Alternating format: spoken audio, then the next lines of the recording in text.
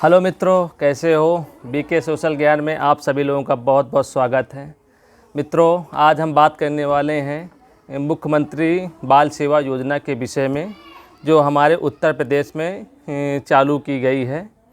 तो मित्रों, ये एक बहुत ही बड़ी योजना है जिसको हमारे आदरणीय मुख्यमंत्री योगी आदित्यनाथ जी ने लॉन्च किया हुआ है।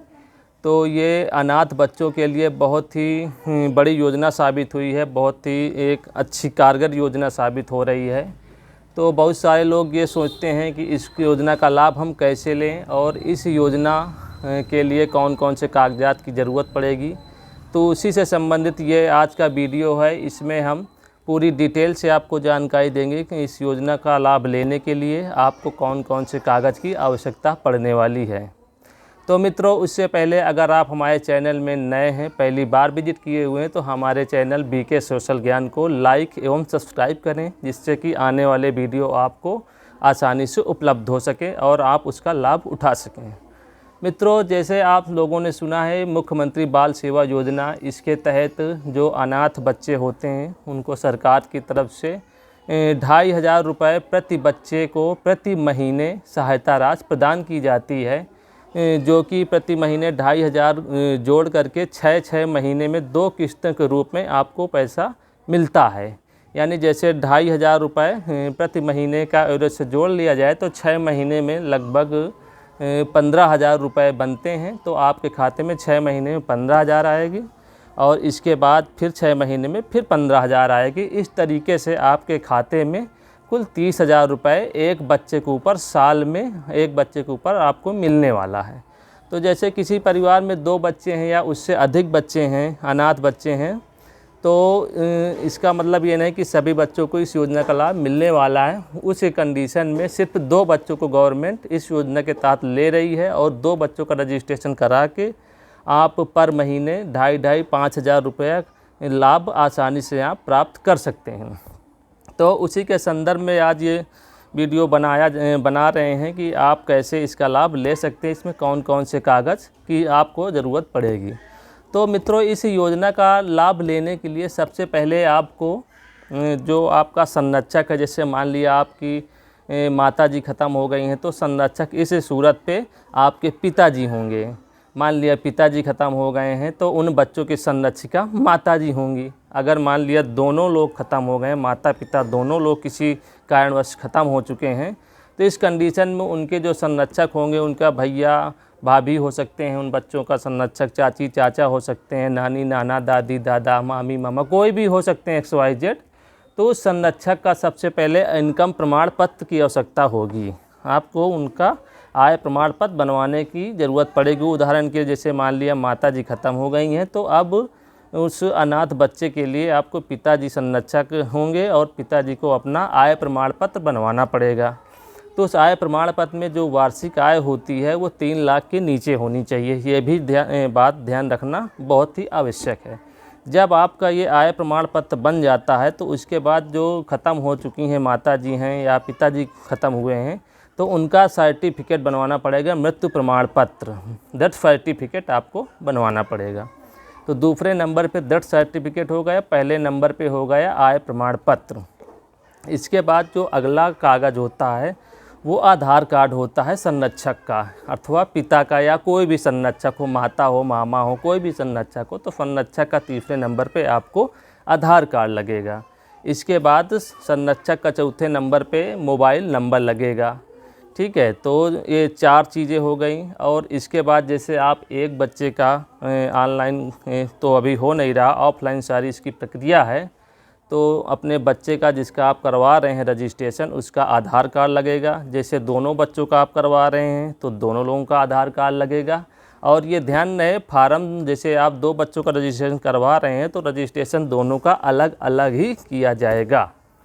तो बच्चों का आधार कार्ड हो गया और इसमें बच्चों की फ़ोटो लगेगी। जैसे मान लिया अनाथ बच्चा है तो जो उसका संरक्षक है माता या पिता, तो उसके साथ में फ़ोटो खींची हुई होनी चाहिए। यानी बच्चे को अपने साथ में खड़ा करके उसको पासपोर्ट साइज फ़ोटो आप खिंचवा लीजिए, वो फ़ोटो आपको लगने वाली है इस फॉर्म में। तो जो अगला हमारा जो डॉक्यूमेंट्स हो गया वो बैंक पासबुक, तो अब आप सोच रहे होंगे कि खाता इसमें बच्चे का होना चाहिए या संरक्षक का होना चाहिए। तो मैं आपको जानकारी के लिए बता दे रहा हूं कि इसमें जॉइंट अकाउंट लगता है। इस बाल सेवा योजना के लिए जॉइंट अकाउंट आपको खुलवाना पड़ेगा बच्चों के नाम पे, जिसमें जॉइंट पे माताजी भी हो सकती हैं, पिताजी भी हो सकते हैं, या जो भी संरक्षक हो वो हो सकता है। तो इसके लिए आपको इसके बाद जो डॉक्यूमेंट्स की ज़रूरत होती है वो होता है डेथ सर्टिफिकेट के बाद इसमें डेथ कैसे हुई है, यानी जो मृत्यु हुई है आपकी या आपके गार्जियन की वो किस प्रकार हुई है उसका साक्ष्य होना चाहिए। उदाहरण के लिए अगर कोरोना के कारण ख़त्म हुई हैं तो उसमें आपको कोरोना से संबंधित कुछ दस्तावेज़ों की ज़रूरत पड़ेगी, जांच हो या PCR रिपोर्ट हो, या मान लिया कोरोना का मैटर नहीं है, कोई दुर्घटना से ख़त्म हुई है तो दुर्घटना का कुछ साक्ष्य होना चाहिए, या कोई लंबी बीमारी के कारण में गार्जियन की मृत्यु हुई है तो उसमें अगर कोई बीमारी रही होगी तो आपने स्वाभाविक कभी जांच कराया होगा, कोई टेस्ट किया होगा, तो उसका जो है डॉक्यूमेंट्स की इसमें ज़रूरत पड़ने वाली है। तो बहुत सारे लोग ये सवाल करते हैं क्या कोरोना वालों को ही इस योजना में शामिल किया जा रहा है जो इनकी कोरोना से मृत्यु हुई है। तो मैं स्पष्ट कर देना चाहता हूँ कि स्टार्टिंग में इस योजना में कोरोना को ही लिया गया था, लेकिन उसके बाद कोरोना के साथ साथ जो अन्य घटनाएं हैं या बीमारी के कारण मौत हुई है या अन्य किसी तरीके से मृत्यु हुई है उन सभी को इसमें कवर किया गया है। बशर्ते कंडीशन एक ये है कि इसमें जो मृत्यु है वो 1 मार्च सन 2020 के बाद होनी चाहिए, उसके पहले नहीं होनी चाहिए। ये इसमें कंडीशन जोड़ी गई है। जो अगला महत्वपूर्ण दस्तावेज़ है कि जिस बच्चे का आप रजिस्ट्रेशन कर रहे हैं तो उसको किसी न किसी मान्यता प्राप्त स्कूल में उसका एडमिशन होना आवश्यक है, चाहे वो 1 कक्षा में हो या दूसरी कक्षा में हो या 10वीं कक्षा में हो या 12वीं कक्षा में हो। 12वीं से ऊपर इसमें नहीं लिया जाएगा। तो जैसे मान लिया आपका बच्चा 6 क्लास में पढ़ रहा है या 4th क्लास में पढ़ रहा है तो आप अपने संबंधित स्कूल में जाइए और प्रधानाचार्य से कहिए कि हमारा बच्चा इस स्कूल में आपके पढ़ता है तो इसका हमको प्रूफ चाहिए।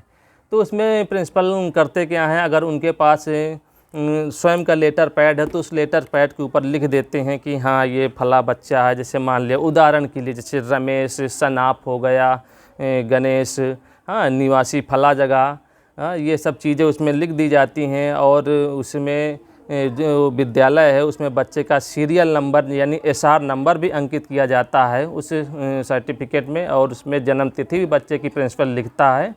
तो सारी चीज़ें लिख के प्रिंसिपल ये प्रूव कर देता है कि हाँ हमारा बच्चा इस स्कूल में पढ़ता है, आपका बच्चा हमारे स्कूल में पढ़ता है, तो इसका सर्टिफिकेट हम दे रहे हैं प्रमाणित करके, वो दस्तखत मोहर करके दे देता है। तो वो कागज़ भी इसमें अटैच करना पड़ता है।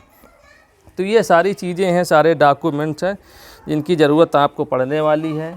तो सारे डॉक्यूमेंट्स को आप तैयार करके और अच्छे से पूरा फार्म भर के आप इस योजना का लाभ उठा सकते हैं। मित्रों, अगर किसी को कोई जानकारी छूट गई है तो वीडियो को आप पीछे करके भी देख सकते हैं, और एक पेन कागज़ लेके आप इत्मीनान के साथ, आराम के साथ इसको पॉइंट वार आप नोट कर लीजिए। और ये बहुत बड़ी योजना है, इस योजना का लाभ लीजिए और जो आपके आसपास हैं उन लोगों को भी इस योजना के बारे में अवगत कराइए, जिससे वो लोग भी इस योजना का लाभ ले सकें। बहुत बड़ी योजना है गवर्नमेंट की, और गवर्नमेंट की ये बहुत अच्छी पहल की गई है। तो मित्रों, ये वीडियो हमारा आपको कैसा लगा? अगर हमारा ये वीडियो आपको अच्छा लगा हो तो कृपया हमारे चैनल को लाइक एवं सब्सक्राइब करें, और अगर कोई तरीके की आप बात पूछना चाहते हैं तो आप कमेंट भी कर सकते हैं। मैं प्रयास करूंगा आपके कमेंट के जो है रिप्लाई करने की। तो मित्रों, ये वीडियो का अधिक से अधिक लोग लाभ ले सकें, इसके लिए आप अपने व्हाट्सएप ग्रुप पे या अन्य मित्रों के साथ शेयर कर सकते हैं, जिससे आपके मित्रों को, आपके पहचान वालों को इस योजना में लगने वाले जो डॉक्यूमेंट्स हैं उन सारी चीज़ों की जानकारी अच्छे से हो सके और वो इस योजना के तहत लाभ प्राप्त कर सकें। तो मित्रों, ये वीडियो हमारा आपको कैसा लगा? मुझे उम्मीद है वीडियो हमारा आपको अच्छा लगा होगा। अगर अच्छा लगा है तो कृपया हमारे इस वीडियो को लाइक कीजिए, क्योंकि जो आपका एक लाइक है वो हमको इसी तरीके से और अच्छे से अच्छे वीडियो बनाने के लिए मोटिवेट करेगा। तो मित्रों, वीडियो देखने के लिए आप सभी लोगों का बहुत बहुत धन्यवाद। नमस्कार।